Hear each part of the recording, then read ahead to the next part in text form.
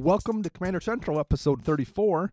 Today we're going to talk about mind games in Commander, the little psychological or even physical things you do to gain an edge when playing the game. Some people are masters at bluffing. Some know how to exploit obscure rules to get an edge. But in my experience, the thing people do most often is they don't shower or wear deodorant for a week or so before showing up to the game store. And that's really something that's hard to overcome when you're playing against. I haven't seen that in a while. It's been a while. Yeah. it's been a while, to be honest. But yeah, and to be honest, that might not be a psychological ploy. That might just be bad hygiene. Regardless, we're going to discuss all the things that you can do to get an edge when you play Commander. I'm Dana. I'm Max. And I'm Chris. This is Commander Central. So how's it going today, guys? I see everyone survived the drive home last night in the blizzard. That was easy driving. Yeah, this morning sucked. I was kind of surprised because when I left, it was like whiteout bad, but I think it was warm enough during the day that the snow was all melting on the road, so it wasn't like really slippery. Because it looked like it was going to be nasty, but it wasn't too terrible. So yeah, that was we went from like having nice 50-degree weather on the weekend to Below freezing and snowing. yeah, because it's Wisconsin. Yeah, So I think the worst thing that happened to me was walking out of the store last night, and there's that curb right there, right.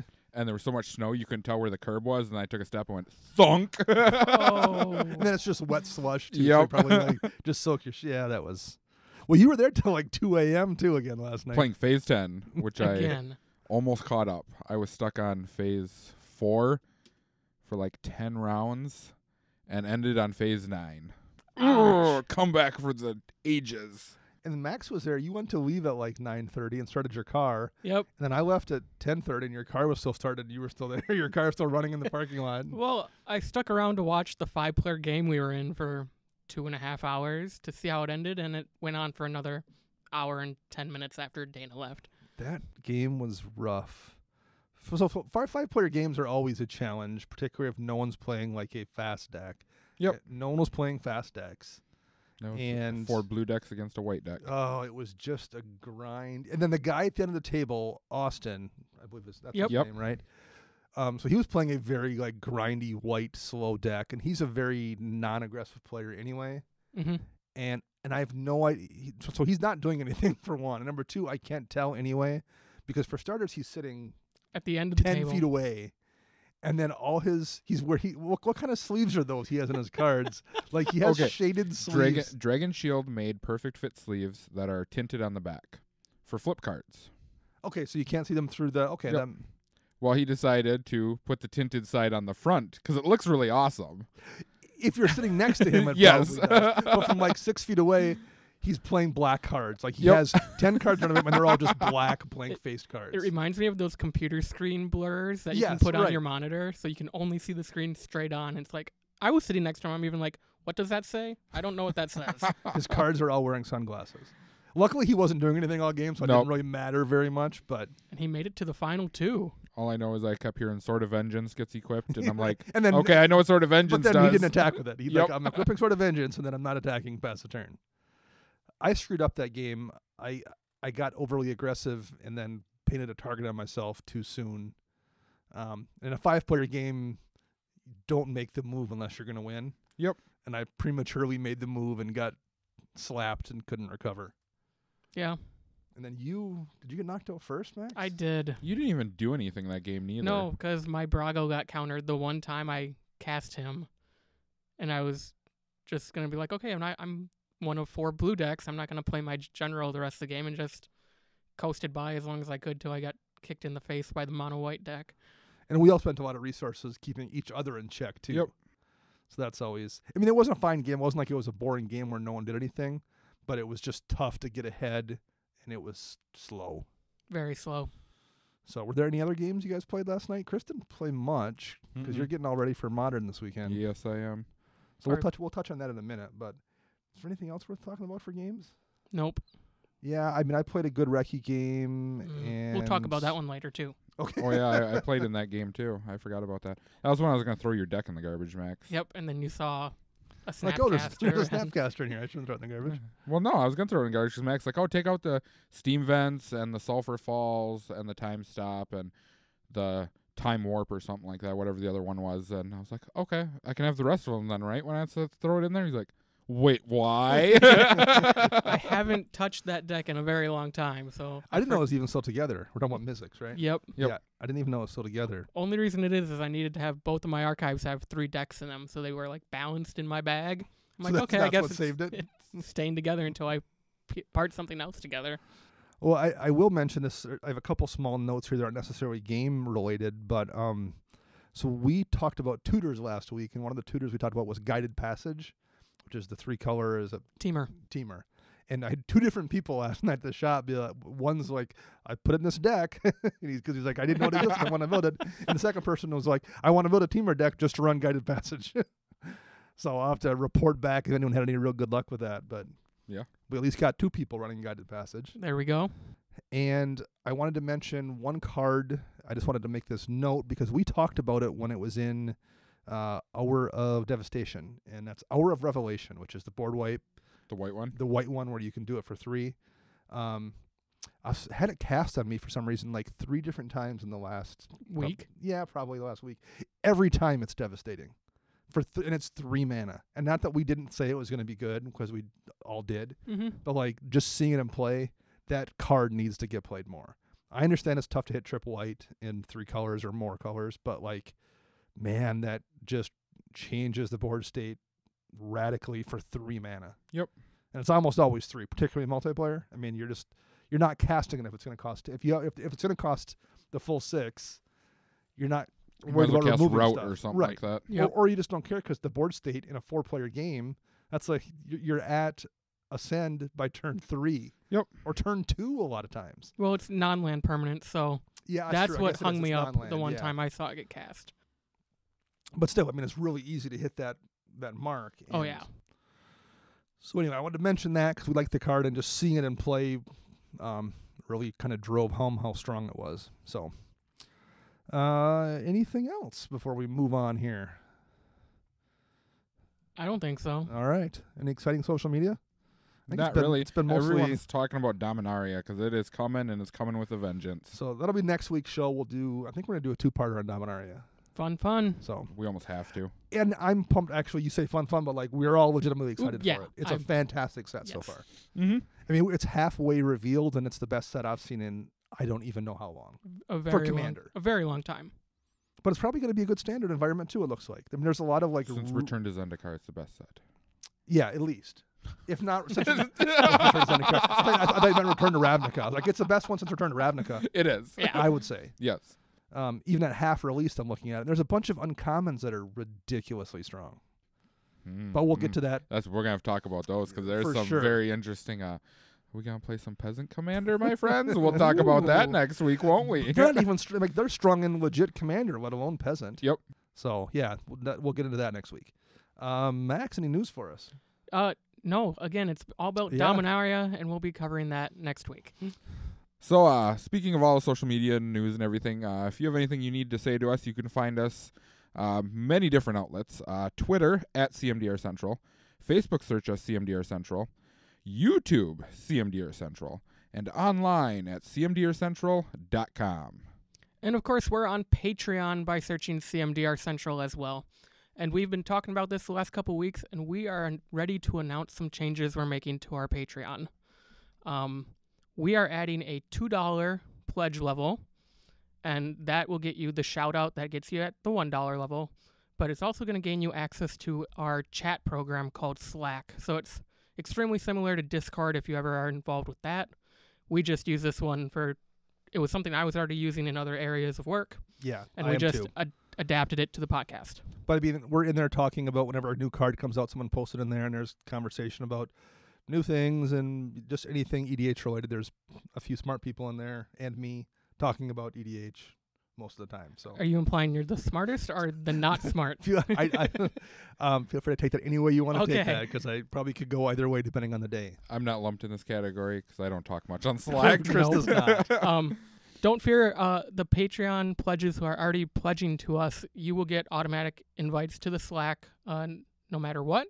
All this will roll out when you guys are hearing this episode on Monday the 9th. Yes.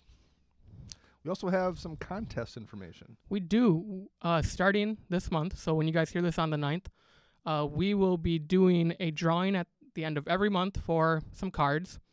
This month we're kicking it off with the Buy a Box promo from Dominaria, the Fire Song and Sun Speaker. So the card you can't get anywhere else unless you buy a box, basically. Right. It's not going to be in a pack. We will be giving that away to one lucky drawing winner, and there are some multiple ways you can win. By being a Patreon subscriber, every level gets you a certain amount of votes. Entries, I should say. The $1 level gets you 1 entry. The $2 level gets you 2. The $5 gets you 4. And the $10 level gets you 6 entries a month. Along with that, if you like any of our tweets where we use the specific contest hashtag, and this month the contest hashtag is Bonfire and Sunday, and we grabbed that from the terrible Chinese translation. The Chinese translation. So we'll be using that periodically as we tweet stuff, whether it's about our episodes or our EDH night, or just, hey, we're here at a tournament supporting friends, hashtag Bonfire and Sunday. So as long as you like that tweet and retweet it, you'll get entries into the contest as well. And then at the end, at the first episode of every month, we'll announce the winner. Sounds good. And of course, the prizes for these contests are supported and donated by our local game store, D20 Gaming, here in Eau Claire, Wisconsin. Thank you very much, D20 Gaming, for that. Anything else? Well, you guys, actually, I mentioned it before, but we might as well give a shout out to SCG Milwaukee this weekend. Yep. Because Chris and Max are both going to be there in different... This past weekend, I guess you'll technically. Missed it. Yeah, I guess it'll be the out, 7th and 8th of April, so the Saturday and Sunday before you guys hear this. So Chris will already have won SCG Milwaukee by the time you listen to this podcast. If I make the top 8, Max I would will be probably happy. have already been arrested for looting. So speaking of that, I got to talk about this. So we Uh-oh. have a nice young man going with us. I'm not going to get him in trouble. And I told him if he makes day 2 and I don't, I am going to that night go to every store I can, Walmart, Target, whatever. I'm going to find a foam finger and face paint. And his entire day 2, I'm going to stand behind him. Follow him around? Just follow him around as his cheer squad. Nice. Well, you are lucky because we're going to be in Milwaukee, home of the Brewers, and baseball started 2 days ago. Yeah, you should be able to find a foam finger pretty easily. No problem. Yes. If not, we'll get you that cool brat suit they wear when they run the bases. We will get pictures of that up on the website, absolutely, or up on the YouTube, whatever, on Twitter. And next week I'll have stories to report of playing with hopefully some of our listeners. Yeah, you've been in contact with a few people. Yeah. Very cool. I'm looking forward to hearing about that. I have, before we get into the actually main show topic, I have a question for you guys or for any listeners out there about a deck of mine. So this is a mini 2-minute deck tech question. I know where Reki is. Don't worry, I haven't lost him yet. Right. So, well, it kind of involves that deck slightly, but it's mostly my Mina and Den deck. I have no flyers in Mina and Den, and I have 2 in my Reki deck. So I'm really vulnerable to any flyers coming in. And Max is an all-flying deck, and there's at least 1 Angel Tribal deck in our meta, and flying is just the most common form of evasion, and it just wrecks me. So I've been trying to figure out how to deal with that, and for the most part, my plan has just been to try to kill the person with the flyers or remove the flyers, but you can't always do that. Nope. It does you no good if a Sigarda's out or if there's Lightning Greaves on that, Aurelia or something.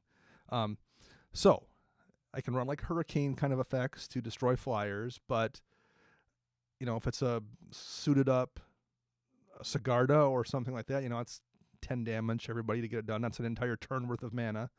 So I don't know if I want to do that or not. The other alternative I was looking at is 2 cards, both of which are kind of old. The first is Chaos Sphere, which I think was out of Mirage. It's an enchant world for 2 and a red, and it says creatures with flying can only block creatures with flying, and creatures without flying have reach. And it's red. So in that Mina and Den deck where I can't deal with flyers, it gives all my guys the ability to block flyers. Yep. And it makes other people's flyers unable to block my guys. Okay. So that's very useful. The problem with that one is it affects everything. So if it's in play, the person to my right who isn't even attacking me, their flyers suddenly lose flying. And even if they weren't going to swing my direction, then it impedes their ability to hit the 3rd or the 4th player. Okay. So that card becomes a target for other people because it might screw up their plans. So the second alternative I thought about running is Spider Silk Armor, which is green, and I could also put this one in Reki if I so choose to, and it's 2 and a green, so same CMC, and it just gives my creatures reach and +0/+1. Yep. So I can just block flyers then.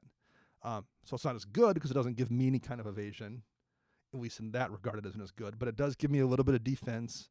But it's also not something that somebody else is going to want to remove because it doesn't screw up their plans, unless they were already trying to hit me anyway.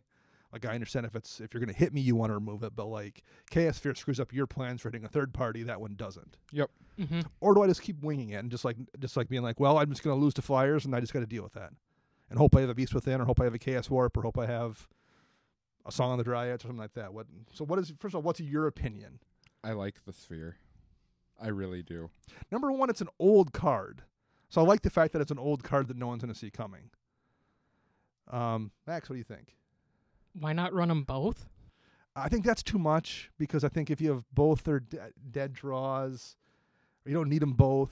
But I could run them both, but I don't think I needed that. I think one is enough.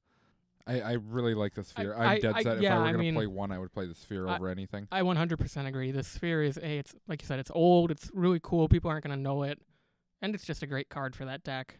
And Yeah. our meta, it's a really good meta card for us.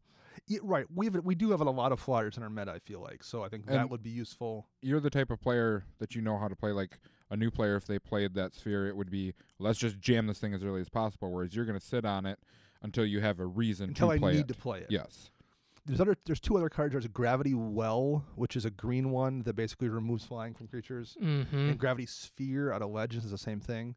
In red, the problem with those is, again, they affect the whole board state. And I'm Yep. like, if I'm going to do that, I might as well run Chaos Sphere because it does more for me. Yes. So it was down to those 2. So you think I should give Chaos Sphere a try? I would give it a try, at least for sure in Mina and Den. Reki, I'm not so sure about because you do have a Chroma's Memorial Yeah, I that know you can that. get That's to true. And regular. And there's a legendary vehicle, the Weatherlight, new Weatherlight. I'm gonna put in that deck out of Dominaria, which has flying. So I'm gonna get 1 more flyer in there, and I already have 2 in that deck, so that'll give me 3 versus none in Mina and Den. Yeah. So I might just let Reki go. You know, it's kind of an aggressive deck anyway. Maybe that's part of the fun. I can't deal with flyers if I don't have my dragon or A Chroma's Memorial right. or So Hope. it is what it is. Whereas Mina and Den, I just have nothing, and I maybe need to try to tweak that a little bit. You do have one thing in there. What do I have? It's a star elemental out of Oh, and it has Return reach. to Zendikar And that it has has reach. You're yes. right. Yep. Zendikars With land, or when it ETBs, you search a land or something like that. Yeah, that's Yep. right. 6 mana Yep. out of Zendikar or Innistrad, second Innistrad set maybe. I think it was Return to Zendikar. But okay. So anyway, any feedback from anybody out there, I'd appreciate as well. If you have any suggestions or ideas or thoughts on that. That's it for me, I think, on that subject. I'm ready to go. All right. Let's do this. Let's talk about mind games in Magic. So there's a lot of stuff to cover here, but this is kind of like, this isn't like a list we can go down and be like, okay, let's talk about this color or talk about this thing. We kind of just got to throw things out there. So let's start throwing stuff out there. I'm going to start by telling a really brief story that got me thinking about mind games in Magic. So the first setup, and I'm going to post these 2 videos to Twitter and to Facebook when we finally go live. The first one, if you guys don't know, there's a pitcher named Randy Johnson. I don't know if you know who he was. He's been retired for a few years now. Oh, yeah. Oh, everyone should know Randy You Johnson. should. You man. better. Long hair, like 6'6", throws He looks the like a ball scarecrow. as hard as He looks like a scarecrow from a yes. horror movie. Right? So there's a video clip of him, I think it was a spring training game, but where he hit a bird in mid-flight throwing a pitch, and it's like a cartoon. It's like a burst of feathers, and it's gone. There's nothing there after this explosion of feathers. So he's a scary dude, and he throws scary hard, and there's a video of him vaporizing a bird. So the second video clip I'll mention is there's an all-star game where many years ago, where he uncorks a pitch, first pitch against John Kruk was the batter, and throws it 8 feet behind him, just like wildly out of control. So for the rest of his at-bat against Johnson, Kruk is not even, he's standing like 4 feet back from the plate, and he's not even, he strikes out badly because he wants nothing to do with him. So when I played baseball many years ago in high school, knowing this about Randy Johnson, like seeing that video clip of that, I had a friend of mine who was a pitcher and started doing that in every game. When like the first batter would get up or something, his like first pitch, he'd throw, during his warm-up pitches, he'd throw a couple, he would just uncork 10 feet behind the batter or something. Wow. Particularly during a warm-up, he'd uncork a 3 or 4, and then I played first base, so I'd go over to him and we'd fake man, settle down, you're gonna hurt somebody again, and we do this whole thing, and the batter would get up in his first pitch again, he'd just let it fly, and after that, everyone was scared as hell of him. So it was worth giving up that one ball and a few balls during warm-up. People were terrified of getting hit. So that was his mind game he did in high school baseball, was to imitate Randy Johnson, and it worked. So I have always thought about that in other things, and in Magic. I don't know what you would do in Magic to do that, but I'm what a perfect mind game to do to somebody.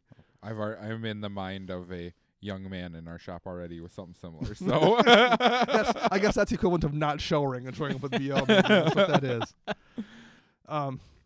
Okay, so the first thing beyond just talking about that story I will mention here is one of my favorite mind games in Magic. And what sets this up is I can be kind of a sloppy player because I get distracted by talking to people, because we have a lot of people that we're friends with at shop.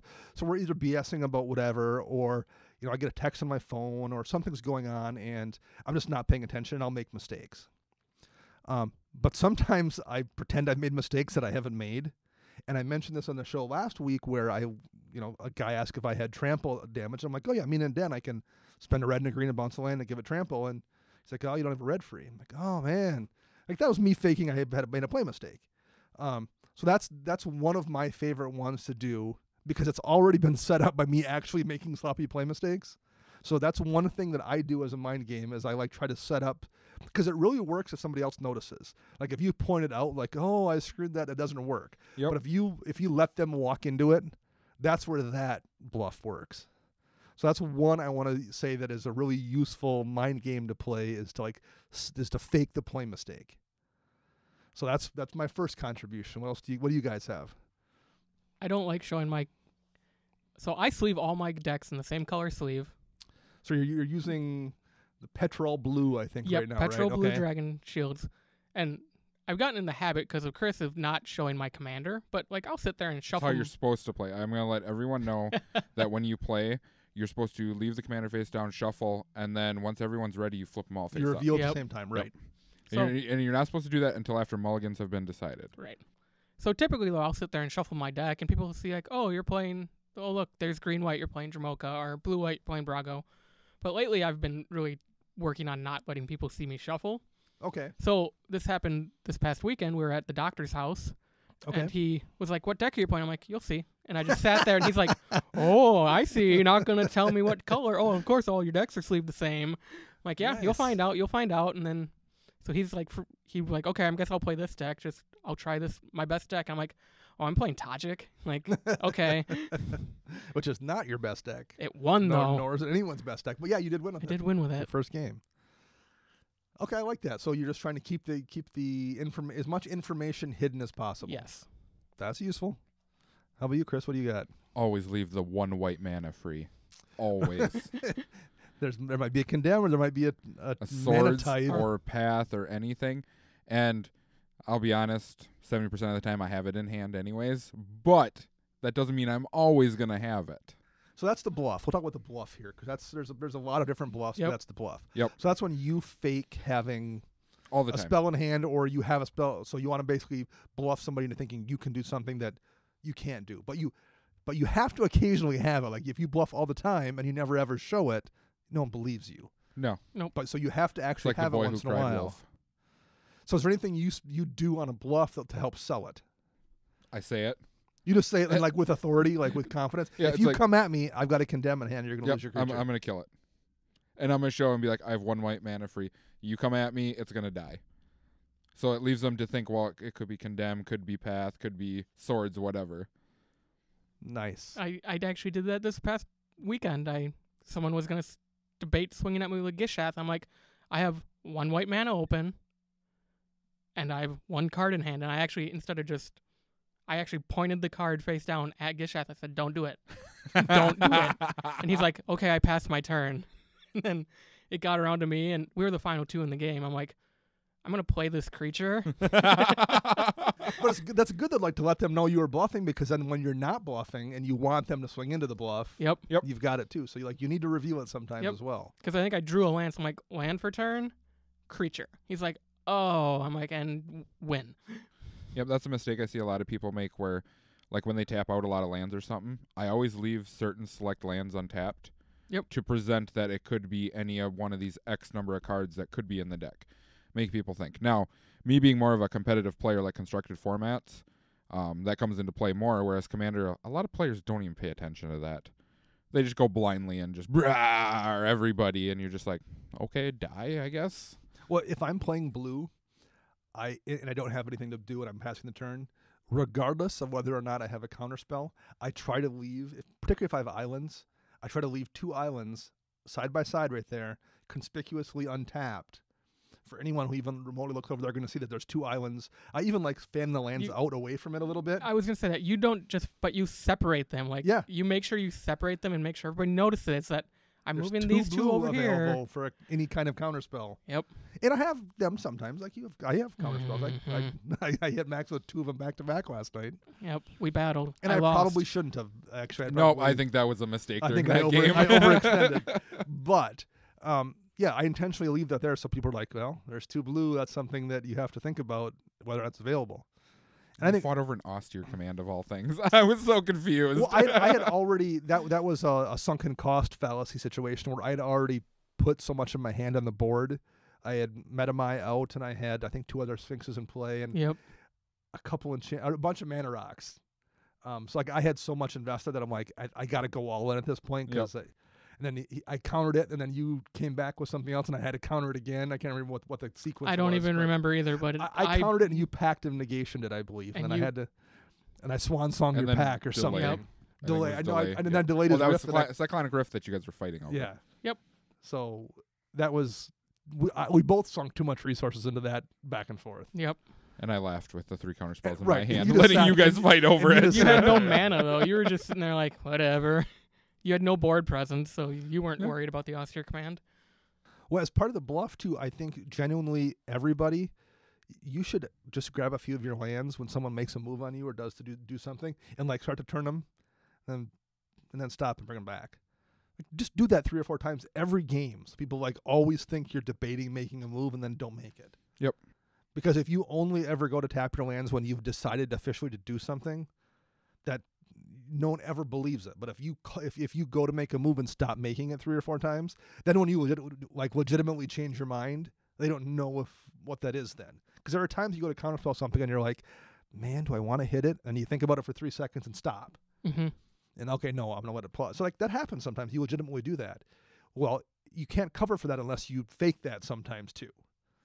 So I think that's one people need to do. You need to, a lot of the bluffs you need to set up in advance. You need to plan that stuff out. And I think that's one you should just generally kind of bluff that you're going to make a play and then don't. Yes. I do something similar with Dramoka. I randomly throughout the game, whether if I have a full grip of cards or 1 or 2, I'll start monkeying with my graveyard and I'll start organizing it as if Season's Past is in my hand. Oh, nice. So it'll look like I'm up 0, 1, 2, and if no one's paying attention, I'll start counting out loud and making it obvious so people think I'm doing something, and then everybody freaks out and tries to kill me, and I have a board wipe or something instead. Actually, that's a good one. I like that. Well, because one of the things too is we've got a friend who doesn't play much anymore, but he had a zombie Thraxamundar deck he played for a long time that ran Living Death and Living End and Zombie Apocalypse. I think so. We had a lot of stuff that would bring stuff back from the graveyard, you know, in mass. But he always be like, "Can I see what's in your graveyard?" And then I'm like, "Oh, well, clearly next turn it's coming." And it always did. He never bluffed that. No. But in saying that, maybe once in a while you should just ask, "Hey, can I see your graveyard?" Just to keep people on edge. Even if you have no graveyard interaction or no way to steal stuff at all, just ask to check to just keep people honest.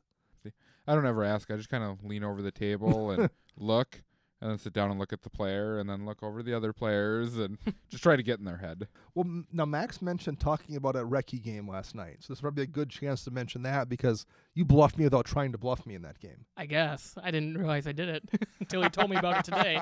So that was with Dramoka, your Dramoka deck. I swung into you with Dramoka, who was a 5 a 5/7. Yep. And you had a Jugan out, so I was just Yep. expecting, cool, I'll kill the Jugan, Or I won't block, one of the two. or you won't block, and I'll still gain some life. Well, I forgot Reki had the Jit on him with 3 counters. So you removed one, gave Dramoka -1/-1, and you did it again, so, okay, cool. Jugan wins the fight. So then I berserked. Right. Without thinking through the Without, ramifications. right. And you're like, okay, well, I think we ended up trading. I was able to +2 give Oh, you gave it +2. +2/+2, which With survived. the that. last counter off the jet. Yep. So Dramoka died, but I gained the 6 life. Right. And what, you thought I had a board wipe because I just... Well, so after Jamoka dies, it goes back to his hand, and then I see Max fiddle with it, and he's looking at his hand, and he goes and grabs 4 mana specifically. Yes, he did too. And I don't know what you were thinking about casting, but you started turning them, and you stopped and turned them back and passed a turn. And I'm like, oh, he almost cast a Wrath of God right there, and then I'm like, well, that's why he swung with Jamoka, because he was like, everyone else has a board state, and if I lose Jamoka, no big deal. I might as well get some damage and some life out of it, and then board wipe. So I'm like, that's why he did that. I'm like, all right. Then he went to bluff it. I'm like, he was going to do it. And I'm like, he's going to wait one more turn and let everyone else throw a few. Because you gain a life. And I figured, like, okay, he's up life. So he doesn't care if people swing back at him and he's back down to like 35. Who cares? Yep. If you get to kill 4 more creatures or something. So I'm like, he's got a Wrath of God or Day of Judgment or something in hand. So it came back around to me. And I played like a mana rock or something and passed a turn. Because I'm not going to play 2 creatures into that Wrath that I know is coming. And it never came. Nope. Yeah, then you played some angel after Yeah, that. It came back around. I think Sigarda maybe. Yep. I played Whatever it Sigarda. was, I think it was Sigarda. I'm like, now I'm confused. I don't know. Maybe he doesn't have a Wrath. So I still waited one more turn. I'm like, Yep. well, all right, I'm going to play it safe one more turn. So it came back to me, and I think I ramped something or whatever it was, or cast a Harmonize and passed a turn again. And it came back to you, and I think you played Dramoka again. And I'm like, okay, well, he's clearly not going to Wrath now, so I guess I can go back to playing creatures. But you bluffed me without intending to bluff me. I'm the master of the bluff. I guess. But like bluffed really, like myself. there's a perfect example though. He screwed me up for 2 turns without even trying to do it. But like, had you tried to do that, I mean, who knows how often you can do that in games by just bluffing that. Probably never again. Well, it also only works if someone's paying attention. Yep. Like you were watching that too, and I think you were having mana problems. So I was stuck on 4 lands. Yeah, so you couldn't respond. Yeah. At that point in the game, I was just hoping someone would kill me so I could just go throw that deck in the garbage and get that Snapcaster out of Right. it. But if no one's paying attention, I guess the bluff doesn't matter. Right. But if they're paying too much attention, you don't even have to bluff. You can just let me bluff myself. I guess. Yes. So how about like the straight up lie where you're like, okay, I've got this in my hand and this in my hand. How often does that actually work? I usually don't do it. I try to be the honest player, and I will give you an instance as of last night when Council's Judgment was played. It went around the table to the new player. Yep. And I literally told him, being the completely honest person I am when I'm playing in Commander with multiple people, that I was just as much of a threat as you were, Dana. Sure. So his logical choice was to take something off of my board so everybody lost something, which is what he ended up doing. So I try not to lie when I'm playing. Now, that's a verbally lie. Sure. Mentally lie, I will do it all the time. So here's one I do in that situation. I didn't do it with that Council's Judgment, but with like a Council's Judgment or something like a Return to Dust, I will oftentimes, if I have 2 things and I want one of them, particularly if it's not really available, like next turn I'm going to use this creature to do a thing, but it doesn't look super scary right now, I will oftentimes do like if I'm being honest, this thing I have right here is probably the biggest target, to get them to hit the second thing. Mm-hmm. And then usually the person won't hit the other thing because they're like, well, I'm not going to pick on you and hit 2 of your targets. So you can That's true. oftentimes bluff someone away by being the nice guy. Hey, man, I'm just trying to help you out. And then particularly if you're like, you might as well hit me with that thing. I probably am the best person for it. Then they absolutely are like, thanks, man. Thanks for being honest with me. I'm going to hit him with the other one. Like, that works all the time. Yeah, and when he did that Council Judgment, he hit my Fevered Visions, which I could have cared less that was going bye-bye. Right. But which he should have left for himself because he's playing mono white. Right. Yeah, that was great draw for him. Yep. And me. and you who wasn't taking damage because of Gideon's intervention. Yeah, that was fun. That was cool. I thought that was a really awesome play. Max is dropping Gideon intervention. Because at first I'm like, why are you naming Fevered Visions? Are you going to bounce it to his hand so he can't cast it? And I'm like, oh, it doesn't deal damage to him. Like, oh, man. Yep, that's why I had to read the card too. I'm like, It's Yeah. Max's own personal howling mind sitting there. That was really slick. Let's see, what else do we have here for interesting things? So I heard a good story last night, and I actually looked it up after our friend Justin told us a story he heard somewhere.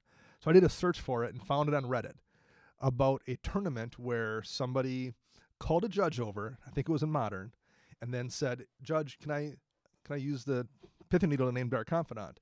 The judge gave him an answer, so he okay, and then played his pithing needle, and the person he was playing against let it resolve because Yep, you can't use it. It's not going to do anything on my Dark Confidant. And then, but once it resolves, it's done. It's in play. Yep. And then you pick your target, and you pick the person's uncracked fetch land. His 3 polluted deltas, I believe. Yeah. Yep. And I was like, man, I don't think I've ever seen, because number one, you don't have a judge you can work with. Yes. But like, that's a really good bluff too when you like, if you can redirect someone that stealthily in a game. I don't know if I've ever seen anything quite like that. There's still the ultimate bluff ever made by the one and only LSV. Well, I wanted to, okay, so this is on video I'm sure too. we're so going to get to it. so let's tell the story. You know it pretty well. You want to tell it? So basically, from my understanding of it, is that LSV was in a legacy tournament. I'm not sure what company was throwing it. Yeah. But he was playing Storm. Now, anyone who's familiar with Storm and Legacy, you don't actually play Tendrils of Agony inside of your main deck. You play it in your sideboard. Right. And you wish for it.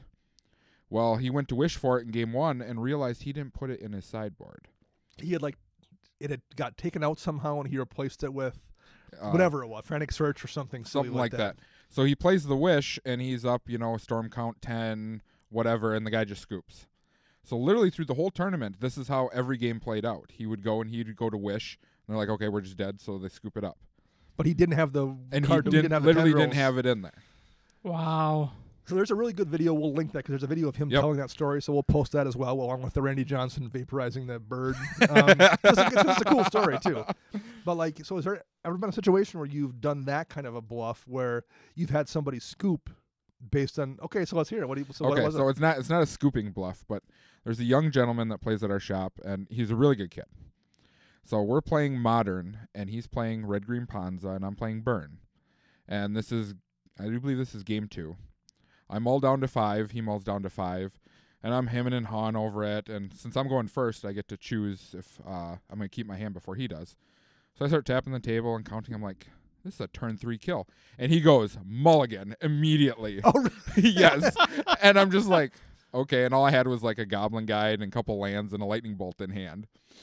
So then he goes down to his 5. So that was mulligan to 5. So mulligan's down to 4. And he's like, okay, I guess I got to keep this. And then I show him my hand afterwards, and I'm like, this is what my hand was. And he's like, oh, I am never listening to you again. Well, that's also, we mentioned this last week, but Max, your demonic tutor bluff. Why don't you relay that one more time real quick about whenever someone demonic tutors and you do the... Oh, I do what Chris does. What'd you get? Yep, always ask. Because Vamp Tutor, well, not Vamp Tutor is fine too, but like most of the other tutors, the non-black ones, you have to reveal what the card is. But you guys frequently say, what'd you get? Mm-hmm. Like it's a non-reveal tutor, and more often than you would think, people show you. I've done it before. Yep. I've actually just revealed it by accident before, Sure. just going in tutor and I like flip it over and I'm like, oh, well, I guess I'm just going to cast this right now too, I guess. It works really well when you're actually having a conversation with the player. If they're distracted, and like, yeah. oh yeah, we're talking. Oh yeah, that's great about your wife. What'd you get now? Oh yeah, I got this. Oh, now we're going into naughty territory in gaming. This is going to remind me of the whole Sylvan Library, let's shuffle Ugin to the top of my deck thing. What? Well, I got one more than... We'll link that one too. Sure, okay. The closest I have to the LSV thing, and this was playing a game against our friend Luke Witten, who Max and I used to host a podcast with years ago. We mentioned it last week, I think. Yep.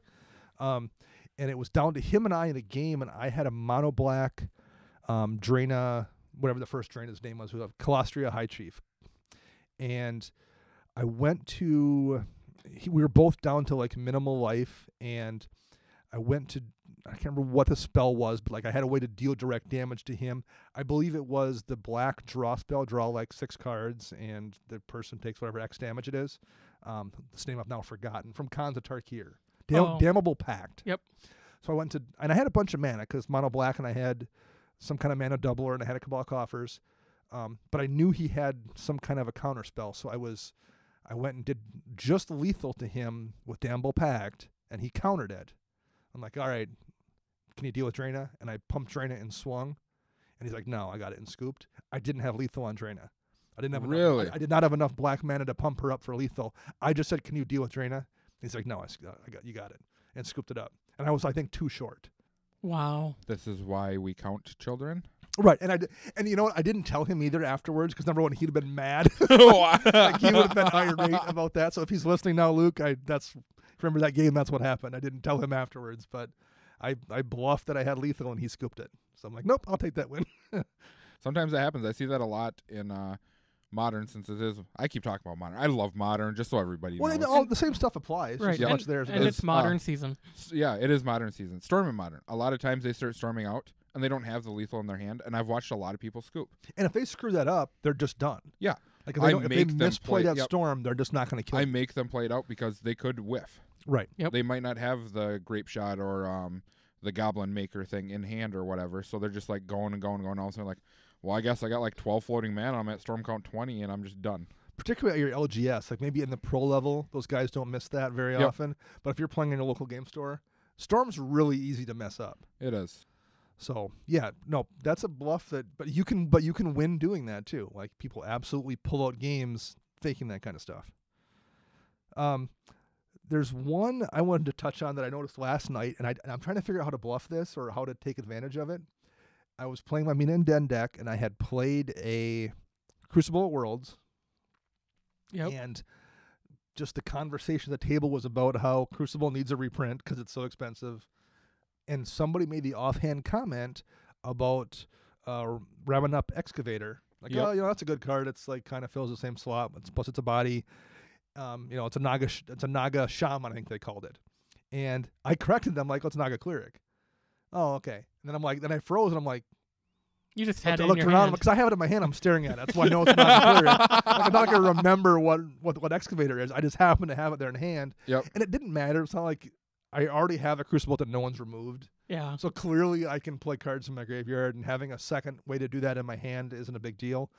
But I did, because I knew we were doing this show, I had to like freeze and be like, okay, there's something here, but I don't quite know what it is by like giving that away, and no one caught it either. But I'm like, man, there's a bluff there somehow, and I don't really know what it is yet. But at the very least, I gave away information I didn't have to. Like if someone was paying attention, they would have caught that, because not only did I give it away, the reaction on my face after I said it was clear that I had it in my hand. I caught myself by surprise. I wasn't even paying attention because I heard you say it. Like there was a delay. Oh no, it's a cleric. I'm like, oh okay, cool. Dana knows. I was literally knows a staring at random it in card. my hand, and I froze, and I was like, I guess it doesn't matter, and no one noticed, so we're cool. Yep. But that was information I gave away that I didn't have to. I've never really been in that situation. And how often does that really happen? But it does happen. I guess I've had it happen before where someone's like, does Dreadbore or Terminate, which one is instant speed or something? That's not a good example, but like, I just remember this from last and you're night. like, Terminate, because it's in my hand. But like, that's happened before where someone's asked like a specific wording question and you've had the card in hand. I've done that before, but yeah, it's hard to make it into a bluff, I think. I don't know. Yeah, I don't know how you would fool someone. I really like Therese Nielsen's art for blah blah blah. She didn't do art on that. That was done by because you're holding the card. So don't do that if you're giving away information, Right. or if you can find a way to fake that out by having the information in your head and like acting like you're holding the card. Then I guess do that. I guess it might just be a good way to bluff out, like especially if you're way ahead on board, and if say you have like another Wrath or something, you guys are already indestructible. Then you can start bluffing cards that could be in your hand, and maybe they actually are in your hand type of deal, and then people are kind of like sketched out to play anything into the board. Now, have you guys noticed this? If you talk too much trash, like just with friends, but like if you are constantly talking trash, it makes it difficult to bluff sometimes because you're just constantly saying nonsense. So when you try to bluff someone, that doesn't matter because you've been talking garbage all game long. Yeah, I've had that. Because I've found that before some nights, particularly like some nights. Because it usually doesn't transfer from game to game. But like there's some nights when you're playing with the same 3 people every pod, and everyone's just talking garbage the entire time for the fun of it. And suddenly you're like, I want to bluff, but I really can't because I've just been saying ridiculous things the entire game. It's like every week for me. Well, I think Friday night you and I playing with the doctors had that a little bit because we were like just laughing and just Yeah. talking trash the entire time. And at one point I was like, I can't bluff anything here because no one's going to believe me. I've already announced I have 7 counterspells in my hand at one point in time. Yep. So the fact that I have 2 doesn't matter now. Right. Ooh. I did the, how much mana do you have, Max? Enough. Just, Right. I knew what you were talking about. Enough. I'll be fine. Don't you worry about it. So any special things for baiting out counter spells? Because that's a big deal in a lot of formats too. I mean, that's not even like a sneaky thing. That's something that you have to actually think about in a lot of formats. I actually saw something today. I was down at our LGS today, and they're having the store championship tonight. And I was watching my close friend, who we do a lot of play testing. We borrow cards back and forth. His name's Nate, and he was playing in the standard for the store championship. And he's playing a mirror match. He's playing Grixis control against blue-black control, and he played a Scarab God into open mana, and immediately got countered. And after that, then he played Glint Sleeve Siphoner, which gives you an energy when it enters, and then during your upkeep, you can pay 2 energy, lose 1 life to draw an additional card. Okay. And that guy resolved because he baited out the counter spell Right. with Scarab God. Well, I asked him later about it, and he said in a control matchup, because he is a control player through and through, he's like, card advantage is more valuable than that body of the Scarab God. So it was worth losing the Scarab God to get that draw. Yep. And a lot of times people don't worry about a 2-1 with Menace on the board. Right. You know, they can kill with any of the removal spells. Well, apparently the guy didn't have any. So he baited out the major card and then dropped the little guy to get his card advantage on. Nice. So how often in Commander do you actually try to bait out the counter? I usually don't because I forget counter spells are a thing in Commander. Because who plays counter spells in Commander? Like, really? I do. Well, plus Commander, you have the problem where if there's multiple players, it's much tougher to bait out a counter when there's 4 Yeah. players than there is in a 1v1 game. Yep. I mean, I suppose if I'm in a multiplayer game and I'm playing against one of you guys in your major blue decks or whatever and you're tapped out, I'll jam in the threat and be like, you got force. If you don't, I'm just coming after you. I typically try to figure out which is the worst thing to lose. Like if I'm looking at a Mirari's Wake and a Sylvan Library, I'll try to bait with the Sylvan Library and then play the Mirari's Wake. Or if for some reason I need better card draw, I'll play the Mirari's Wake to bait the counter spell because it is probably the Sure. bigger threat, and drop that Sylvan Library and nobody cares. I suppose that we could go into, with that also being, since those are both enchantments, baiting out the removal. I was going to say, like, Yep. if anything, it's more of a bait the removal spell than it is bait the counter spell, probably Yep. more often than not. Or you're in a situation where you see someone's played their Mari's Wake and it's sat there for almost a full swing on the board, and you're like, I don't have removal, but if that's allowed to sit there, my doubling season's probably okay. Because No. but if that person's been allowed to untap with a Mari's Wake, no one has a removal spell in hand right now. Yep. Yeah. Because if they did, they would have hit that Mari's Wake immediately, or that Mana Reflection, or that doubling season, and you've got a Parallel Lives in hand, and there's a doubling season sitting there, you're safe to play that. Yes. And I've done that before, too, where, like, okay, I want this, like I said, Sylvan Library and Mari's Wake, and you, like, I'm happy with either of them, and if they hit that Mari's Wake right away, that's fine. I'll get the Sylvan Library out. Yep. So, because what's also sometimes annoying is Mari's Wake you want to get out first so you have mana free. Yeah. You have to make that decision too. Like, okay, well, if it's gonna get countered, then I'm not gonna have enough mana to do what else I want to do. But if it doesn't get countered, I can tap for 6 quick and do 2 things then. Yep. All right. Any other special like mind games you guys see a lot or you guys like to do with people? The biggest one that I see, and I'm not going to say that I've done it a few times, but I don't actually enjoy doing it or watching people do it, is when seasoned players goad the new player to do something. Sure. I would agree with that. It's a tactic that's a mind game tactic because they're going to trust your judgment on stuff. And a lot of times the judgment is skewed in your favor, which is something that I don't like seeing happen, but I can honestly say I've done it before. Oh, yeah. I'm guilty of it. You know, I even try to avoid doing like most mind games to new like if a new player's coming at me, I'm probably not going to do I got a one white mana free and a Sword of Plowshares in hand. To a new player, I'm probably not going to do that. Whereas with you guys, I absolutely will have no Yes. qualms whatsoever about bluffing that. Yeah, I guess I agree. I try to tone it back with newer players, but I mean, it happens if it's coming down to surviving the game or not. You got to do a little bit of the mind games, I think. But if you play a Jingataxis on me, Right. then you're just, I don't even care anymore. I wonder who that's directed at. Oh, and speaking of that, I'm going to stop harassing him about him because someone played a freaking Vorinclex on me last night. For free. The worst part Dirty ever, man, you For dirty free. man. You played it for free. I I know. did off of Genesis Wave. And For I 23. already had a Cage Sun, a Vernal Bloom, and an Extraplanar Lens in play. And the mana reflection? Oh no, it was Mana Reflection instead of Cage Sun. Yep. Because I was tapping Forests for 9. yeah, something stupid. Yeah, it Mine was just tapped for it was gross. 2. Now I know where he got the Jenga taxes from. I understand now. He learned from watching me. So the one I want to ask you guys about in particular, because I know when this happened, it's always makes for a little good interaction, is lying about agreeing to not attack someone in a game. We have a lot of expensive valid- equipment here. Do we want to go into this story? How valid of a mind game is that? Chris, I'll ask you first. It's been 3 years. But he remembers it. I do remember because the deck's put back together now too. Especially now. That's how I taunted him with But it. so do you take that into account? Because the one time Max backstabbed you in a game, I do a lot now. with him especially. Well, not so much Now anymore. that 'Cause he's his decks aren't broke quite, the sacred bond. his decks aren't quite as much of a I'm gonna just kill you immediately on the Sure. crackback type of deal. But a lot of times, when someone's like, oh yeah, if you kill him, I want to attack you, and it's like I look over at what they're playing, what kind of lands they have, and I'm just like, no. But so speaking of that, it reminds me of a Cardboard Crack comic of a group of EDH players sitting there and having the same discussion, and a guy pulling out a contract for them to sign.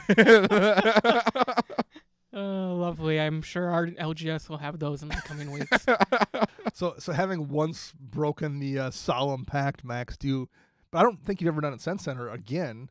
Is that intentional? You're like, okay, I did it once. I don't want to I don't intentionally do it untrustworthy. I don't intentionally do it to Chris anymore. Mainly because he'll just punch me now. We know each other well enough. He'll just hit me. There are times where I will persuade my opponents to maybe, hey, if you use your removal spell on that really threatening thing, I have lethal on them. I'm next. Sure. Well, if that really threatening thing that they just destroyed was their only threat, if they're a mono white deck and they killed that Sun Titan and that was really their only engine, cool. I have a few turns. I can deal with him. You have no resources. You had to tap out to help me. I am going to kill you because I can't deal with you in 2 or 3 turns. That makes sense. That's typically where I draw the line now with breaking the sacred bond of the agreement. Is the type of deck they helped me to remove. If I can deal with them in the late game versus the 5-color Dragon player, I can't face down a bunch of dragons with Tajik. I do need to kill you now. Yep. The one I do that's kind of tangential to that is kind of that thing with your brother or sister in the backseat of the car where they're like, well, technically I'm not touching you by putting my hand right in front of your face. So, like, I've done that before where someone's like, so do you have any flyers out over there? I'm not going to lie and say, no, I have no flyers, but I will absolutely be like, yeah, no, I don't have any flyers when I have, like, a spider with reach or something. I've done that before. I remember that game, I too. do not feel remotely bad about that because if you ask me directly, if you just said, do I have reach? I'd be like, yeah, I've got something with reach. And now everything is, Do you have any flying or reach over there? Yeah. But, like, I don't feel bad about that kind of misdirection. Yep. Like, if someone asks you a question specifically and you can answer it truthfully without kind of sidestepping the truth there. Like, can you draw 2 cards this next turn? No, I can't, but I have a Sylvan Library, which is not a draw effect. It's a replacement effect. Yep. That might be, I mean, there's ways you can get around the letter of the law. And I'm like, you can't hold that against me. I'm just being smart. I've seen people going back to bluff, so they've done like brainstorm and be like, yep, I'm going to leave this one here, knowing that they run like miracle cards. Okay. And then they set up their next turn, and nope, they didn't. It's nothing. It's nothing. But that's but if it is, because it's been there before. Yep. Terminus, Reforged Soul, anything like that. This isn't so much a bluff so much as it is just like maybe being gun shy. But I think we mentioned in the show too, like 6 months ago, somebody had I don't know if it was an Insanguinate or what it was. They got mana tithed for the white counter spell for 1 mana. It was the debt to the deathless. Debt to the deathless. Okay, for the mana tithe for 1. I don't even remember whose mana tithe that was and what deck it is. Lucas's. Is that who it was? One of his Orzhov partner decks. One of his 15 Orzhov decks? Or Abzan deck. Oh, it was Anafenza 1v1 deck. Oh, no. But ever since then, whenever I've done like an X cast big spell, I've been leaving 1 mana open. Like, I don't remember whose mana tithe that was, but somewhere in this shop right now, there's a mana tithe in one of these decks, and that white player has 1 mana open, and that white player has 1 mana open. I'm like, I'm only gonna Genesis Wave for 18 instead of 19 because I want to leave that 1 mana free. Well, you did something similar with Syncopate last night. You countered something, and you knew the player didn't have any extra. He tapped out to do something. Yep, and No. I was able to counter it for 1. So it cost me this 2-mana counterspell and a Syncopate. And you exiled it Yep. in that Kess deck. Yes, I did. Which was a big deal against Cass. Yeah. I think, man, we've covered a lot. Is there any specific ones here before we move on to the end of the show? That's a lot of like mind game stuff you can do in the game, though. No, there's nothing I can really think of. This whole episode was a mind game. Stay Right. tuned for the real topic. And none of us are wearing deodorant. Everyone's checking. Am I not? So if you guys have any cool mind games, things you do, things you've seen, let us know on social media. It's always fun to hear back from real players with real experiences.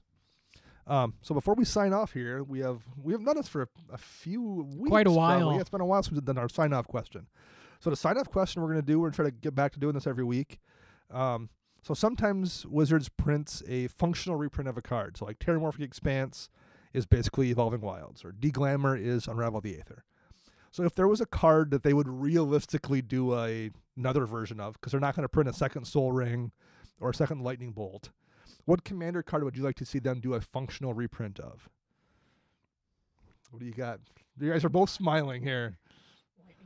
Lightning Bolt, right.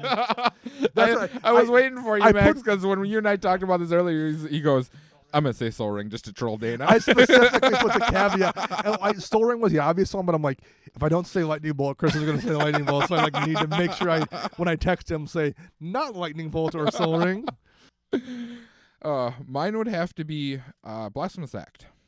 Okay, second Something Blasphemous Act. that That's is so good. That is such a great card. that does like the damage like that, but Yep. costs X amount less because of X, like X and Y or Sure. whatever type of deal. Oh, and we were just talking about Hour of Revelation being how good that is in white too. Like, Yep, it's very similar, but I want it to be red. Come on, just it has to be red. Sure. you know Yeah. how I roll. How about you, Max? What do you got? A functional reprint of something like Skyshroud Claim, but for not forests. So go grab plains or mountains. So in green, but you have to get plains or something Yeah. to make it not quite as good. Because Sky Shroud Claim is really good. fantastic. All right. Mine would be Night's Whisper. And I know we already have Sign in Blood. But like at 4 mana, we have Ambition's Cost and Ancient Craving, which are kind of similar. And the problem with Sign in Blood is that double black, particularly like on turn 3, because there's enough times when turn 3 rolls around, you're like, I really, I kept this hand because there was 2 lands and a Soul Ring and a Night's Whisper. And if you have that hand, you're like, I'll be fine. Because I can, even if I don't draw land in those first 3 turns, I'll Night's Whisper down 2 more and I'll hit it. Yep. Whereas Sign in Blood, you're like, I might not have that double black to do it. So Night's Whisper, even though you can't target it at somebody, that's much less relevant in EDH than it is in Standard, where 2 mana can make a difference and can kill somebody. It's not going to ever happen in Commander, really. So I wish there was that, like a functional Night's Whisper reprint, just to have a second one in a deck, because I would absolutely run that over Sign in Blood. And that's a doable card I think they could print. I know, I would run it. Yeah. I don't think they'll print something like that in Standard at 2 mana because everything seems to be 3 mana now. They printed Yeah, they're 2 more 3 mana ones that are just like Read the Bones. Read the Bones, then we had 2 Yep. that were not as good as Read the Yep. Bones. Although one was instant speed, and one was just a Read the Bones without a scry, so it's just a bad card. But What can you do? what do you do? All right. Well, that was our show. If it was real, we don't know. Do. We'll be back next week talking about Dominaria, and probably the week after as well. So until then, I'm Dana. I'm Max. And I'm Chris.